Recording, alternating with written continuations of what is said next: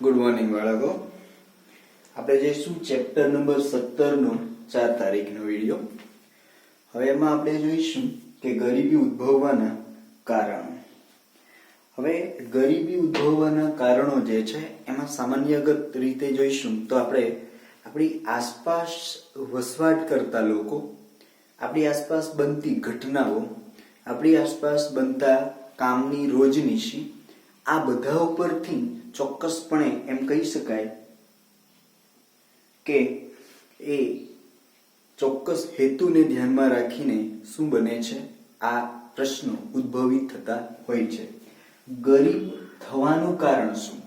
ગરીબી કયા પ્રશ્નો જે છે, કયા એવા સંભાવનાઓ છે, કયા એવા કારણો છે, પરિબળો તૈયાર થાય છે કે જેમાંથી ગરીબી ઉદ્ભવે છે, એ વાતની પ્રતીતિને આપણે સમજવાનું કામ કરશું. ગરીબીના મૂળિયા શહેરો કરતા ગ્રામ વિસ્તારમાં ખૂબ ઊંડે સુધી વિસ્તર જોવા મળે છે. એનો મતલબ શું થયો કે સામાન્ય રીતે લોકો શહેર અને ગામ બંને કક્ષાએ ગરીબી રીતે જીવે જ છે, પણ એની પાછળ એક પ્રશ્ન બને છે કે શહેરોમાં ઓછા ગરીબો જોવા મળે છે, જેની આવક જે છે એ સામાન્ય રીતે થોડીક ગામ કક્ષા કરતા ઊંચી જોવા મળે છે.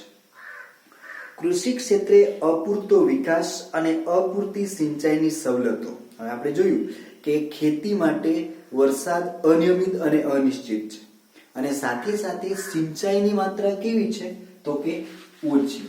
સિંચાઈની માત્રા ઓછી હોવાને કારણે સામાન્ય રીતે શું થઈ શકે છે, કૃષિમાંથી મળતી આવકમાં શું થાય છે, ઘટાડો થાય છે. આ એક કારણ અહીંયા દર્શાવાયું છે કે સિંચાઈ ઓછી અને સામે આવક પણ ઓછી. બીજું, ખેતી સિવાયના સમયમાં વૈકલ્પિક રોજગારીની તકોનો અભાવ. મતલબ શું? ખેતી તો ખરી જ, પણ માત્ર ખેતી, નહીં ધ્યાન આપશો, માત્ર ખેતી સામે બીજો કોઈ વિકલ્પ નથી. એટલે ખેતી સિવાયનો જે સમય છે કે ખેતીનો સિઝન પ્રમાણે જો સમય છે, એ સમય પછી બીજો કોઈ વિકલ્પ હોતો નથી, અને એ વિકલ્પ ન હોવાને કારણે એ શું જોવા મળે છે, અભાવ જોવા મળે છે. અને એ અભાવ જે જોવા મળે છે એના કારણે કહી શકાય કે અહીં ગરીબી ઉદ્ભવવાનું કારણ બને છે.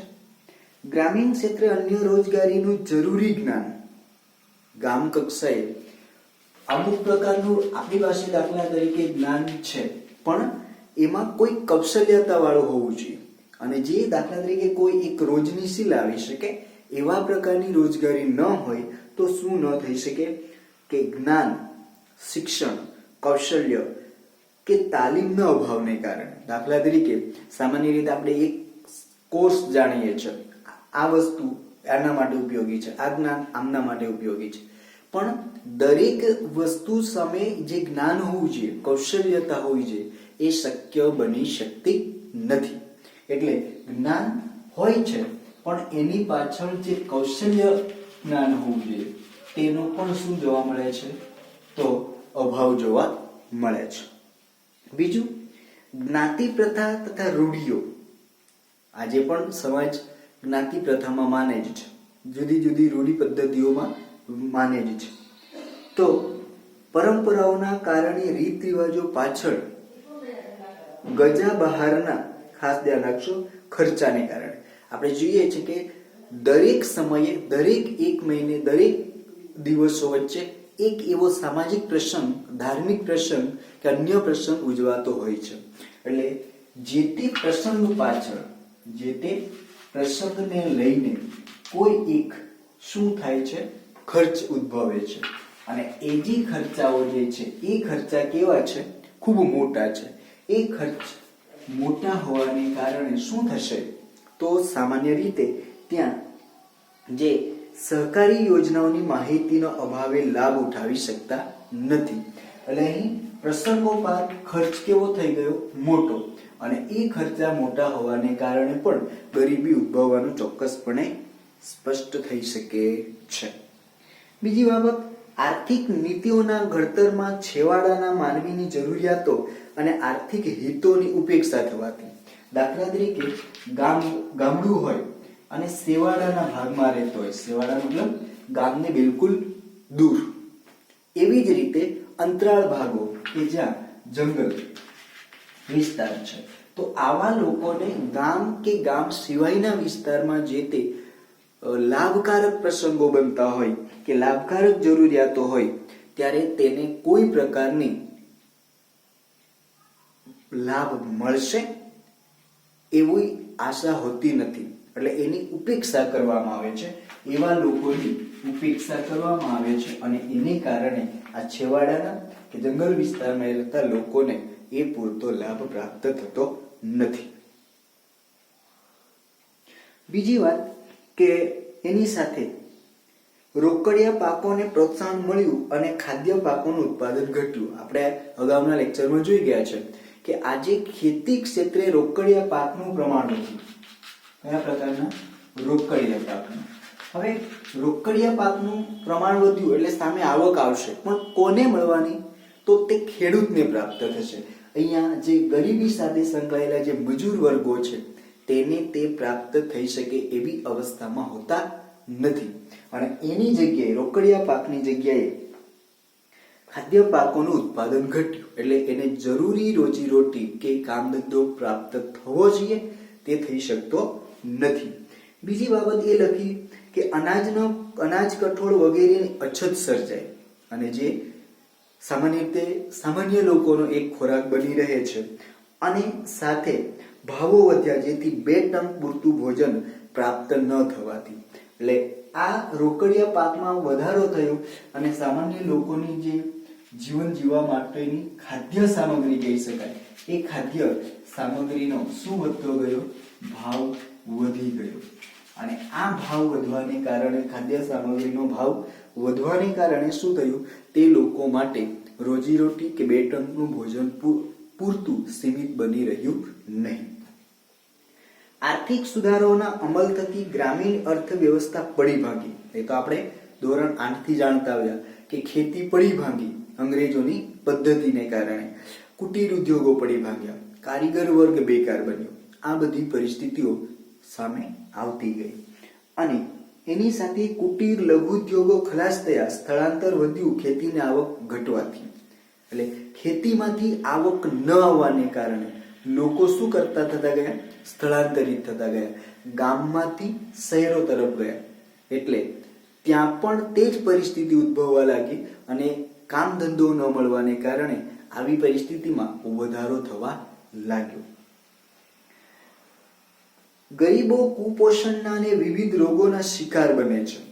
આપણને ખ્યાલ છે કે અહીંયા સ્વાસ્થ્યવર્ધક જે ખોરાક પ્રાપ્ત થવો જોઈએ એ ન મળી શક્યો, કે એટલું અનાજ કઠોળ કે એવી કેલરી યુક્ત ખોરાક ન મળી શકે એવું આપણે જોઈ ગયા છે, અને એને કારણે એ લોકો સ્વાસ્થ્ય સારું ન હોય તો એ રોગના ભોગ બને છે. ખાસ ધ્યાન આપશો, રોગના ભોગ બનતા ગયા.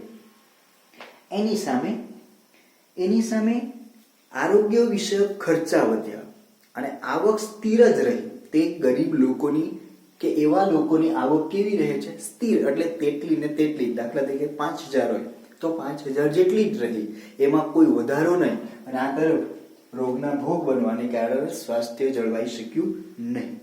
બીજી પરિસ્થિતિ એ ઉદ્ભવી કે સારવાર અને દવા પાછળ ખર્ચનું પ્રમાણ કેવું થતું ગયું? અહીંયા વધતું ગયું.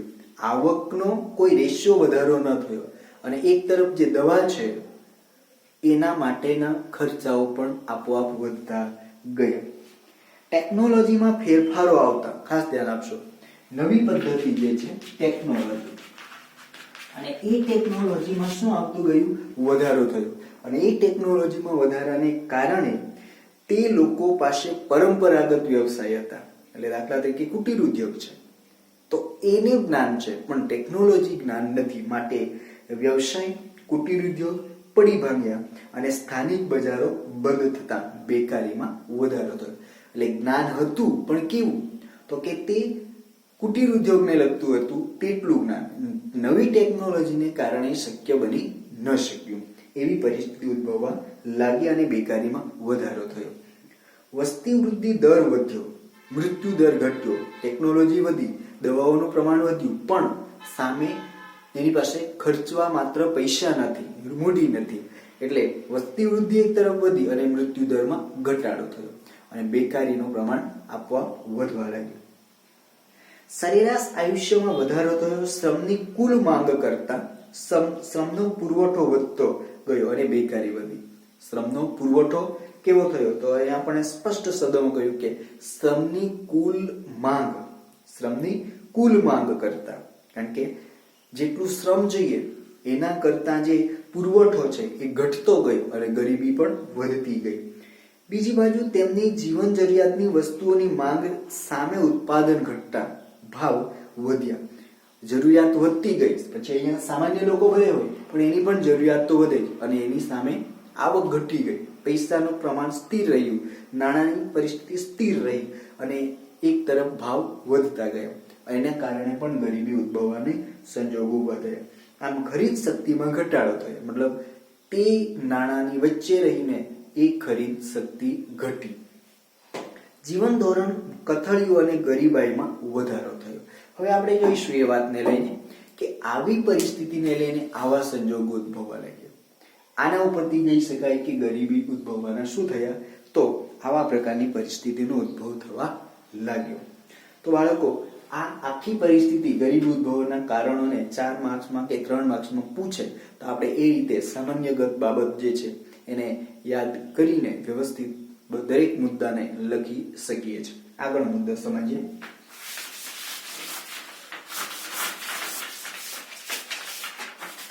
આગળનો મુદ્દો છે બાળકો કે ગરીબી નિવારણની વ્યૂહરચના. ગરીબી નિવારણની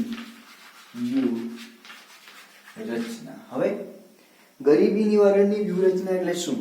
કે ગરીબો જે છે એને દૂર કરવા માટે, ગરીબીની માત્રાને ઘટાડવા માટે કયો વ્યૂહ હોવો જોઈએ, કઈ પદ્ધતિ હોવી જોઈએ કે જેથી કરીને એને શું કરી શકાય, આપણે એને દૂર કરી શકીશું. તો એ વાતને અહીંયા સમજીએ.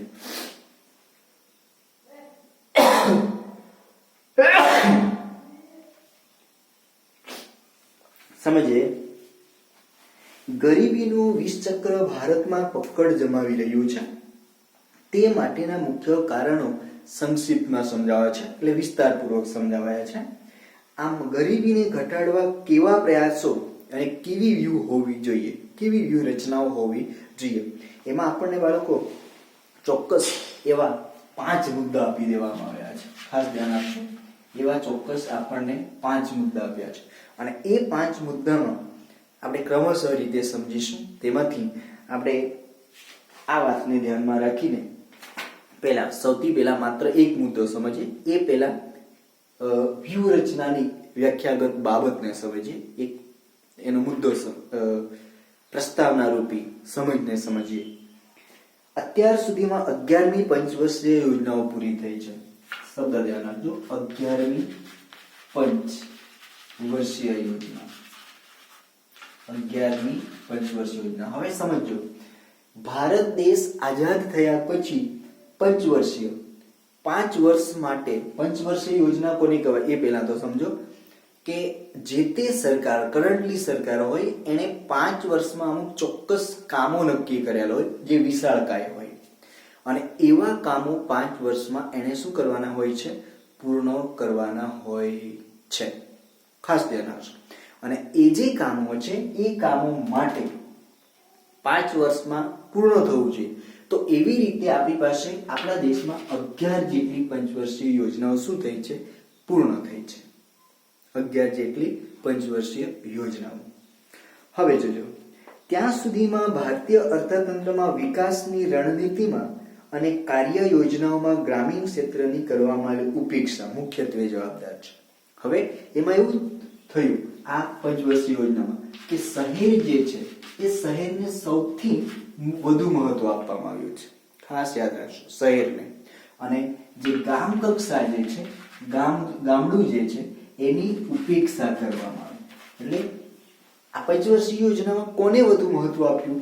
સીધી વાત થઈ, શહેરને વધારે મહત્વ આપ્યું, ગામની ઉપેક્ષા કરી. અને એવું કહેવામાં આવ્યું છે કે ગામડું એ ભારત દેશનું હૃદય છે. આપણે જોઈએ છે તમામ ચીજ વસ્તુઓ, અનાજ, કઠોળ, દૂધ, શાકભાજી, બધી જ ચીજ વસ્તુઓ ક્યાં નિકાસ થાય છે? ગામડામાંથી શહેરો તરફ. હવે અહીં જો ગામડાની ઉપેક્ષા કરવામાં આવશે તો આ પંચવર્ષીય યોજનાઓ શું ન થાય? સફળ બની ન શકે. એટલા માટે આ ઉપેક્ષાથી ગામનો વિકાસ ન થયો, અને ગામનો વિકાસ ન થાય એટલે દેશનો વિકાસ ન થઈ શકે. બીજી પરિસ્થિતિ ઉદ્ભવી બાળકો કે ભારતીય અર્થતંત્રનું સુવર્ણ શિખર ભલે ને શહેરોમાં હોય, આપણને ખ્યાલ છે અહીંયા એવું કહ્યું કે સુવર્ણ